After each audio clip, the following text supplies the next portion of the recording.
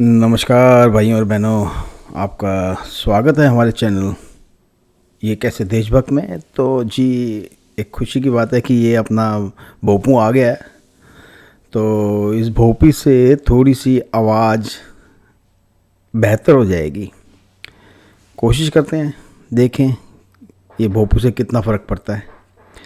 तो जी, आज हम जो वीडियो देखने जा रहे हैं वो एक आर पार पे डिबेट चल रही थी अमीश देवगन जी के प्रोग्राम में, जिसमें वही हमारे प्यारे मौलाना साजिद रशीदी, शोएब जमाई, ये सब आए हुए थे। आपको पता है न्यूज़ 18 इंडिया का प्रोग्राम है ये। उसमें निखत अब्बास भी थी, जो कि मेरे ख्याल से नेता बीजेपी हैं या प्रवक्ता बीजेपी हैं।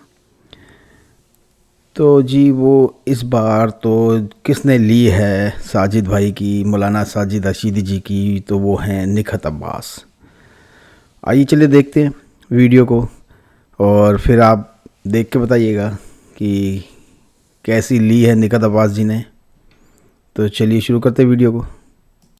तो आइए चलिए शुरू करते हैं वीडियो को और देखते हैं कि कैसे बचाया मौलाना साजिद रशीदी को निखत अब्बास ने।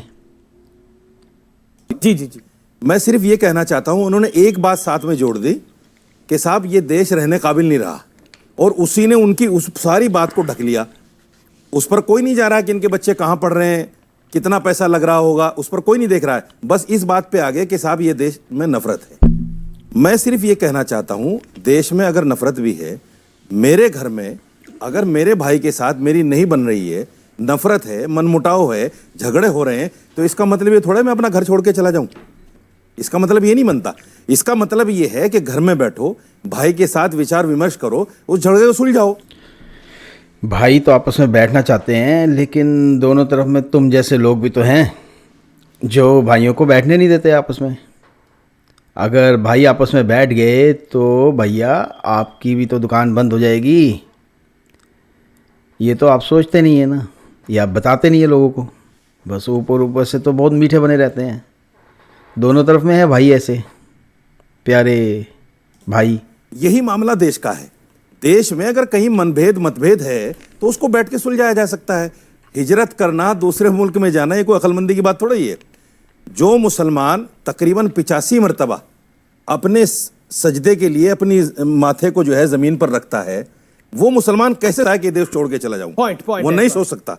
इन बयानों को फैलाकर तो उसी जो मुसलमान 85 बार सजदा करता है इस धरती का, जिसे हम लोग धरती माँ कहते हैं, वो उसको धरती माँ कहने से क्यों रोकते हो तुम? उसको तुम वंदे मातरम कहने से क्यों रोकते हो? अरे भाई, डबल गेम क्यों खेलता है तू? अगर यही डबल गेम दोनों तरफ से होती रही ना, तो ये गेम सीधी हो ही नहीं पाएगी कभी। सारा कुछ ऐसे ही रह जाएगा और गेम नहीं सीधी कर पाओगे तुम लोग। कहीं ना कहीं नफरत को बढ़ावा दिया जाता है। इसमें जैसा उन लोगों का हाथ है, आप लोगों का भी हाथ है। इसमें बुरा मानने वाली हम बात खबर ना दूसरी, दिखाए, अब दूसरी, हम खबर ना दिखाए, मदरसे वाली पर आता हूं। कोई कुछ बोलता अच्छा, है, मदरसे हम वाली खबर पर ना आता हूं। दिखाए। हम मदरसे वाली अब पर एक आता हूं। रहमानी सुनिए। साहब थे जो 25 लाख लोगों को लेके जा रहे थे राम अच्छा, मंदिर को 30 रोकवाने के सेकंड और लिए, दीजिए हम मुझे। खबर ना दिखाए। मुझे आपने राम मंदिर बनने के बाद जो बात बोली थी, तो हम खबर ना दिखाए। एक मिनट अमीश जी, धन्यवाद। कड़वी पर सच्ची बात बोलूंगी और सारी जो मैं न्यूज़ बता। हाँ जी, तो अब ये जो बातें बोलने जा रही हैं निखत अब्बास, तो ये आप सुनिए, क्योंकि मैंने सुना है, बातें सुनने में तो बिल्कुल भी अच्छी नहीं है। तो देखिए क्या होता है। आऊंगी, इसी साल की है, कोई बहुत पुरानी नहीं है। आगरा में एक 8 साल की बच्ची के साथ मदरसा के मौलाना रेप कर देते हैं और कुरान पाक पर उससे हाथ रखकर कसम खिलवाते हैं कि वो बच्ची अपने घर में अपने रिश्तेदारों में जाके बताए ना। 12 साल की एक बच्ची के साथ रेप हो जाता है और कोई कुछ नहीं कहता। मदरसे के अंदर एक पिता एक 4 लड़कों का, जो मदरसे में टीचर है, 4 लड़कों का रेप करके जेल में जाता है, बेल पर बाहर है। 16 साल की अपनी बेटी के साथ गैंग रेप करता है लगातार 2 साल तक, कोई कुछ नहीं कहता। भूल जाइए ये सारी बात। मैं तो कह रही हूं, जो सिद्दीकी साहब ने कहा ना, वो बिल्कुल सही कहा। मुसलमान हिंदुस्तान में खतरे में है। फर्क बस इतना है, मुसलमान हिंदुस्तान में हिंदुओं से नहीं, खुद इन मौलानाओं से खतरे में है। ये बात उन्होंने सच्चाई बोलने से अपने आप को रोका। बहुत बढ़िया बात, बहुत बढ़िया बात निकट जी। ये सब ऐसा नहीं है कि सिर्फ मुसलमानों में ही है, कुछ ऐसे प्यारे लोग दूसरी तरफ भी हैं, हमारी तरफ भी हैं। इनका दोनों का काम यही है कि किसी भी तरह से लोगों को आपस में नहीं मिलने देना, उनको उधर बिज़ी रखना है, उनको उधर बिज़ी रखना है। बस ये फ़र्क ये है कि हमारी तरफ में थोड़े से कम हैं, इनकी तरफ में थोड़े से ज़्यादा हैं दोनों तरफ। ये चाहते ही नहीं है कि ये मसला ख़त्म हो। अगर ये मसला ख़त्म हो गया तो इनकी दाल रोटी चलनी बंद हो जाएगी बिल्कुल। जिस दिन मुसलमान, जनरल मुसलमान लोग समझदार हो गए तो उस दिन उन्होंने मौलानाओं के पास जाना बंद कर देना है, और ख़ास तौर पे ऐसे मौलानाओं के पास जो कि हर रोज़ टीवी पे आके अपनी बजवाते हैं, अपनी बेइज्जती करवाते हैं और अगले दिन फिर आ जाते हैं। कोई शर्म हया कुछ है नहीं इनको। मैं प्रोफेसर साहब आपका रुख करता हूँ और आपका ये दौर है। प्रोफेसर साहब क्या मिलेगा ऐसी बात? मैं तो रियलिटी बताइए। क्या मिलेगा ऐसी बात? सारे बाबा जेल में, उनके बारे में साजिद भाई मैंने सच उनकी भी बताया बात होती है, जो करता है ये वो बातें बुरा करने करता है की थोड़ी उसका। होती आप है। जाकर उन बच्चियों सारे से बाबा मिले जेल थे। में पड़े हुए हैं। अब मैं मतलब सारे बाबा जेल में पड़े हुए तो हम तो मान ही रहे हैं, कुछ इस तरफ हैं कुछ उस तरफ हैं, तो उसमें कोई नहीं। ये बातें करने वाली थोड़ी होती हैं, क्यों पब्लिक को बताने वाली नहीं होती ये बातें। यार ये बंदा बहुत ढीठ है यार सर, रोज़ आ जाता है, रोज़ बेइज्जती करवाता है और रोज़ फिर जाता। पता नहीं, वही मैं सोच रहा हूँ कि जो इसको देखते होंगे वहाँ लोग, जो जानते होंगे, रिश्तेदार होंगे, फैमिली होगी इसकी, क्या सोचते होंगे कि रोज़ रोज़ टीवी पे बेइज्जती करवाता है और फिर रोज़ रोज़ वापस टीवी पे आ जाता है। It's too much man. नाम गिनाने लगो और ऐसे ऐसे बाबा जिसमें 5-5 लाख 10-10 लाख आदमी होते थे इनकी सभाओं में। यार ये कोई बात हुई? ऐसी बातें नहीं करनी चाहिए। पब्लिक डिबेट में दुनिया सुनती है आपको, करोड़ों लोग सुनते हैं। बोली नहीं तो ऐसी बातें क्यों नहीं करनी चाहिए? सच्चाई तो पब्लिक को बतानी चाहिए हमें। वो बता रही है तो इसका मतलब तो उसमें गुस्सा हो रहा है भाई।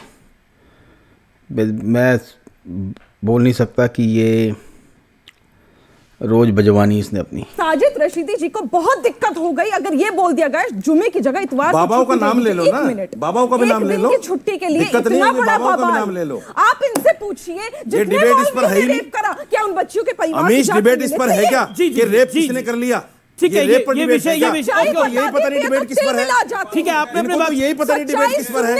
आप अपनी बात को तो यही पता नहीं डिबेट किस पर है। जुनैद, कॉमन सिविल कोड पे आपका भी कोई विरोध नहीं है? मेरी राय से सरकार चलेगी? नहीं, राय तो अरे अभी तो आप हर विषय पर राय देते हैं। नहीं बताओ चलेगी कि जवाब नहीं है तो इधर उधर की बात कर रहे हैं। अगर मेरी राय से सरकार चले तो मैं देता हूँ, बताओ। अच्छा, एक देश बोलो, संविधान आप बोलो, आप चलोगे मेरी राय से? आप भी नहीं चलोगे मेरी राय से? सुनिए बात। वो सरकार तो सीए भी लेकर आई है, आप तो उसके बारे में भ्रम फैला रहे थे, झूठ बोल रहे थे कि हमारी नागरिकता चली जाएगी। आपकी नागरिकता तो वही की वही है। सुनिए है ना, भारतीय नागरिक है ना आप अभी? जज्बात में बताइए। जज्बात में नहीं, हम तो फैक्ट में है सर। सुनिए, जज्बात में तो आप आ रहे हैं अब। सुनिए, हम सरकार की राय पर ही हैं। अगर सरकार की राय पर ना होते जेल में होते। बिल्कुल ऐसा नहीं है, बिल्कुल ऐसा नहीं है। हम सरकार की हाँ जी, सुना आप सब लोगों ने भाई। अभी ये सरकार की राय पर है। अगर ये राय होती है तो भाई बिना राय क्या होती है? मौलाना जी थोड़ा सा जबान को संभाल लो, वरना भदौरिया जी गायब हो चुके हैं। आप शुक्र मानो दिल्ली में बैठे हैं, यूपी में नहीं है। दिल्ली में अपना काजू राम है ना, जो समझ गए ना, केजरीवाल। शुक्र करो यूपी में नहीं है, नहीं तो योगी जी तो फिर लंगूर की तरह लाल करते हैं। राय पर ही हैं। हम जेल में होते अगर सरकार की राय पर नहीं होते। बहुत लोग जेल में पड़े हैं। आजम खान का देखो क्या हाल हुआ, वो सरकार की राय पर नहीं था। आजम खान से आपको बड़ा ये सरकार, वो सरकार की राय पर नहीं था। वो सरकार की राय पर नहीं थे। भ्रष्टाचारी है, वो सरकार की राय पर नहीं था भाई साहब। कर रखी है। ये लो, आपको बीच में बोलने की बड़ी वो है। क्या करे? आप कह रहे हो आजम खान को आप कंपेयर करो आम नागरिक से। कोई ना कोई बात ऐसी निकालोगे। यहाँ बैठे हुए किसी से कोई मुकाबला नहीं है। अगर आजम खान से मुझे मोहब्बत है तो मैं संविधान पे यकीन नहीं रखता। नहीं, रखिए मोहब्बत। बताओ मुझे, संविधान में फिर मेरा यकीन नहीं है। मैं सरकार पर यकीन नहीं है। ये इसका विक्टिम कार्ड है। हर वक्त का। क्या मैं ये मेरा देश नहीं है? मैं संविधान पर विश्वास नहीं करता? मुसलमानों से क्यों पूछा जा रहा है? ये तो इसका विक्टिम कार्ड है बेटा जी। किसी दिन ये विक्टिम कार्ड ही ले डूबेगा तेरे को। बुरहान वानी से भी मोहब्बत करते हैं, क्या करेगा? हम क्या करेंगे इसके? पकड़ेगी सरकार उनको। ये खड़ी तो है सरकार। अगर बुरहान वानी से मोहब्बत रखेंगे या दहशतगर्दों से मोहब्बत रखेंगे, पकड़ेगी सरकार। उसमें आप क्या करेंगे, मैं क्या करूंगा? जो देश के खिलाफ जाएगा, देश के खिलाफ बोलेगा, पकड़ेगी उसको सरकार। जो सनातन धर्म की सच्चाई है कि कोई जाति नहीं है, सारे हिंदू एक है, इस बात को आज अगर दीपांकर भाई ने सभी को बोल दी तो इनको बड़ी तिलमिलाहट हो गई। कम्युनलिज्म नहीं, एक सेकेंड ना, कम्युनलिज्म तो ये करते आ रहे हैं अपनी कौम से।